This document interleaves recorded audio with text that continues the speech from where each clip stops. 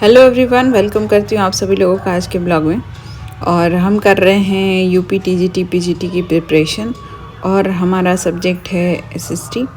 तो आप सभी लोगों को आज का थंबनेल और टॉपिक देख के पता चल ही गया है कि हम आज क्या बात करने वाले हैं।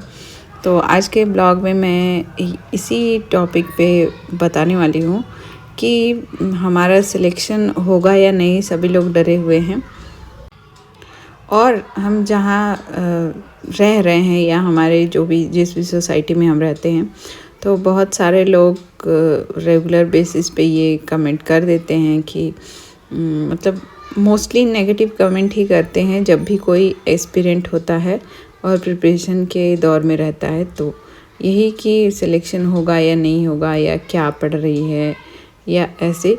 तो इन सब नेगेटिव कमेंट से हमें बचना है और बच के अपनी प्रिपरेशन को इसी तरह कंटिन्यूटी बनाए रखते हुए आगे ले जाना है। तो एक एस्पिरेंट होते हुए हम सभी के माइंड में अब ये बात चल रही है कि पता नहीं पेपर कैसा आएगा और हम सिलेक्टेड होंगे या नहीं होंगे, और बहुत ज़्यादा पेपर टफ आएगा। ये सब बातें रोज़ ही हमारे आ जाती हैं और हमें स्ट्रेस डेवलप हो जाता है और उसे फिर स्ट्रेस को कम करने में बहुत सारा टाइम वेस्ट हो जाता है।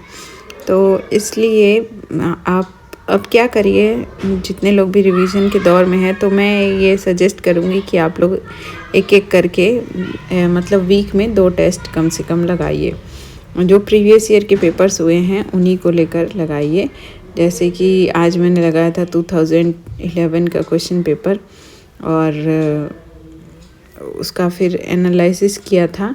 तो कितने सही हुए क्वेश्चन, कितने गलत हुए। तो जो रॉन्ग क्वेश्चंस हैं उनको टिक कर लीजिए, फिर उसके बाद उनको कहीं पे राइट डाउन करना है तो कर लीजिए। और उनके टॉपिक्स में देखिए कौन कौन से टॉपिक्स हमारे से क्वेश्चन गलत हुए हैं, तो उनको एक बार रिवाइज़ भी कर जाइए। तो इस तरह आप पूरे एक वीक में 2 कम से कम टेस्ट लगाइए और उनका एनालिसिस करिए। जैसे आज मैंने एक टेस्ट दिया तो उसका फिर एनालिसिस करो। फिर उसके बाद नेक्स्ट 2 और 3 डेज़ जो टॉपिक्स थे गलत उनको पूरा रिवीजन कर जाओ। फिर उसके बाद फिर नेक्स्ट टेस्ट लगाना है हमको वीक के एंड में, और अपना रिवीजन भी साथ साथ चलाना है। और जो वीक के एंड में मतलब वीक में जो बीच में डेज़ हैं उसमें हम सेक्शनल टेस्ट देते रहेंगे। और वीक के ऐसा नहीं कि स्टार्टिंग और एंड में फुल लेंथ दे रहे हैं तो बीच का टेस्ट ना दें। हमें सेक्शनल टेस्ट तो रोज़ ही देना है और स्टार्टिंग और एंड में फुल लेंथ टेस्ट देना है। तो इससे आपको पता चलेगा कि आपको जो सेक्शनल टेस्ट दे रहे हैं तो कौन से सेक्शन अभी वीक रह गए हैं, उन कौन से सेक्शन ज़्यादा रिवीजन अभी करने की ज़रूरत है। तो मैंने टेस्ट लगा दिया था, उसके बाद फिर मैं रिवीजन कर रही थी अपने नोट्स का। और रिवीजन करने में भी उन टॉपिक्स का पहले रिवीजन कर रही थी जिससे क्वेश्चन मेरे ज़्यादा गलत हुए थे, तो उनको रिवीजन करना बहुत ही ज़रूरी था। और आज मैं यही कहना चाहूँगी आप लोगों से कि स्ट्रेस तो सबको हो रहा है कि एग्ज़ाम निकलेगा या नहीं निकलेगा, तो वो जाहिर सी बात है, ह्यूमन नेचर है, होगा ही।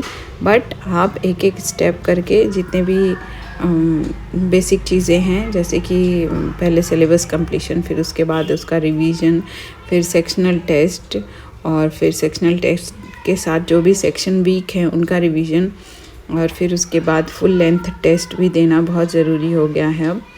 तो ये सब आप करिए और इतना ज़्यादा लोगों की बातों पे ध्यान मत दीजिए, क्योंकि हमें एक सीट लेनी है। तो हम अपनी प्रिपरेशन को अच्छे से इसी तरह अगर करते रहें तो ज़रूर हमें सक्सेस मिलेगा। और नेगेटिविटी की तरफ मत जाइए, अपने आप ही को डिसाइड करना है कि आप सक्सेसफुल होंगे या नहीं होंगे। और लोगों का क्या है, लोग तो नेगेटिव बोलते ही रहेंगे, तो इसलिए लोगों की बातों को इग्नोर करिए और अपनी पढ़ाई पे ध्यान दीजिए। तो आज के लिए इतना ही, चलिए फिर मिलते हैं नेक्स्ट ब्लॉग में। तब तक के लिए बाय बाय, टेक केयर। और कोई कमेंट हो या कोई सजेशन हो या कुछ पूछना हो तो कमेंट बॉक्स में ज़रूर शेयर करिएगा अपनी क्वेरी, मैं उसका रिप्लाई करूँगी। Bye bye, take care.